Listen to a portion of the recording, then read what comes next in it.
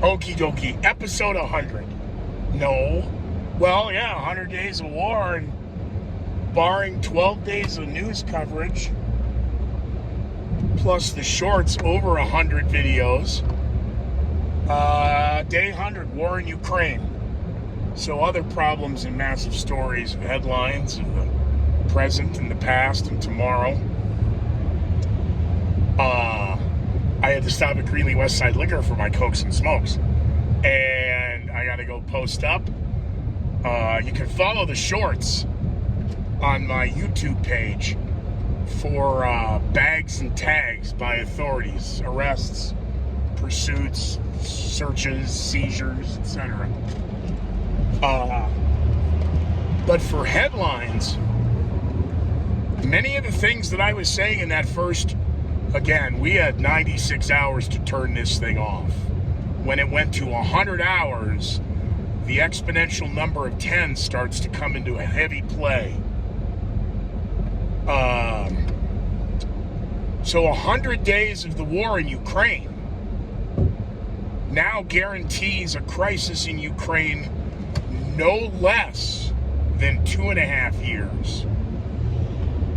2 to 5 is one wargaming scenario. 2 to 4, and then 2 to 3.5, because then the 18-month, peace process to remove the troops, because the Russian army now controls 20% of Ukraine. 100 days. That is, again, in the world of military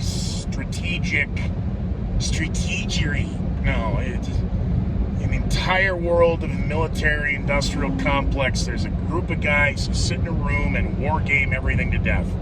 Removing the computers now, that's all they do. But when you get into the sheer logistics of more than 10,000 troops, and you're talking 50,000 or 100,000, you couldn't argue 200,000 with Russia, because essentially what went from 150,000 troops to possibly as high as 184,000, but the power of 10. So first realizing when the Kremlin says, hey, 498 Russian soldiers are dead, oh dear God, that number is 5,000 if it's one. That number could easily be 15,000. It's higher than that, actually. Estimates now, approximately 100 days in, 17,000 dead. And the argument of the dead pool of should there be more Russian generals that die than World Cup soccer players really says a lot about the nation's military of the Soviet Union. Meanwhile, in the United States, a woman's in charge of the Coast Guard. Good. I hope she's the best, most qualified woman for the detail. The economy. It's the economy, stupid. But nobody seems to tell that to Joe, because President Joe Biden wants to blame Putin's price hikes. Still, with the newest White House press secretary, who just happens to be the first African American lesbian transgender. All right, we're going to ask the medical guy a question. No time. You got to go. I don't know how they pussyfoot around the economy much longer. It starts with Jamie Dimon. And, there's a storm on the horizon. Yeah, I was saying that in the second week of March. Because once first quarter numbers come out, we're going to see you don't talk about a donut, a bagel, pastry. You don't even say the word in the building. Yeah, well, we're about to see double-digit inflation. Well, as long as we keep food prices and gas prices out of the cost index of averaging the rate of inflation, then we can keep telling the American public it's below 10%. That's not the fact anymore. Period. For the end of discussion for June 3rd, 2022.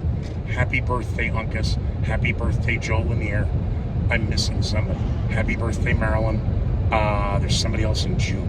I forgot. So if your birthday's in June, 6'5", 6'6". One's got the 665 and one's got the 666 on there. I forget which one is which.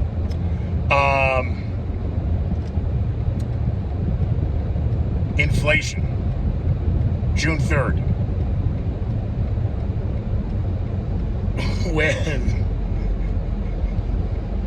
And again, 2007, financial collapse 2007. You better go back and Google your history time machines where Jamie was in all this. There's a storm on the horizon. You think? Now, it could just blow over, or it could be a hurricane. All right, hashtag Scooterdamus. SCOOTERDAMMUS. This is going to be a tsunami. The jobs report came out today. I'll talk about it Friday. Take out the trash news. Thank God we've got the NBA playoffs. I'd like to point out in the first week, and the first 2 weeks, and the first 3 weeks in the war, bringing up the Boston Celtics and Golden State, and they're in the chat. Yeah, no, my money's on the Celtics. I know everybody's going to say, Golden State. My heart. So, as Irish Roman Catholic conservative nationalist, regardless expat Irish mafia, I'm required under genetic code to root for the Celtics.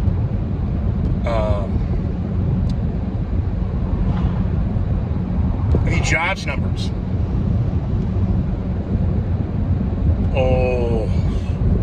And the spin is going to be interesting this weekend on the Sunday talk shows, because the first word that comes to mind for me is bleak. Abysmal. It should be A and then B, but my brain doesn't think alphabetically.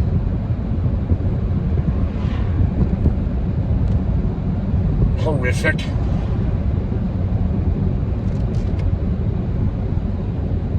June is already starting to circle the rim of the Pichadou. It's day 100, and President Joe Biden has still not met personally with or gone to Saudi Arabia.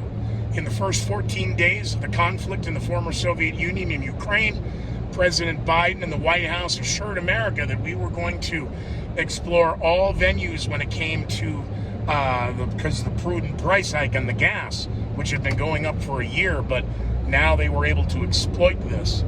The price per barrel of oil versus the price per gallon of fuel versus the price per gallon of diesel. Diesel is going to be the next shortage. But the American public simply cannot keep paying $4.50 plus a gallon. National gas price average as of Wednesday night, Thursday morning, was $4.72 a gallon. Just drove by, it's $4.49 a gallon. You should be able to see it over here in the corner of the gas. Financial collapse in Obama and the high gas prices then, the price of a barrel of oil almost reached $150 a barrel. It was either $148.50 or $149.50, I forget. But if America ever saw $5 a gallon gasoline, that was the game changer for the domestic economy. At $4.50 a gallon plus in Colorado, it's already showing huge impact. Speaking of huge impact, Elon Musk, let's get out on a good note, sending a letter to the staff. Hey, everybody show up back to work. Now, you don't want to come to work, that's fine. You're free to pack up your stuff and go pretend to work somewhere else. Elon is fed up now that he knows about the bots and the remote learning and the remote working and hand in hand and coordinate. Yeah, a bunch of your guys' departments are just a bunch of lying sacks of crap. So, internally at his company, you guys want to keep working, well, then guess what? You're going to go back to work. And you got a problem with that, you can go pretend to work somewhere else. And don't need to hear the excuses, but if I'm going to have to, then I will review them personally. Oh, no wonder they hate him. because the health guy at the White House, when asked in a press conference, the concerns about maybe closing the schools again this fall. Yeah, no time for questions. We got to go.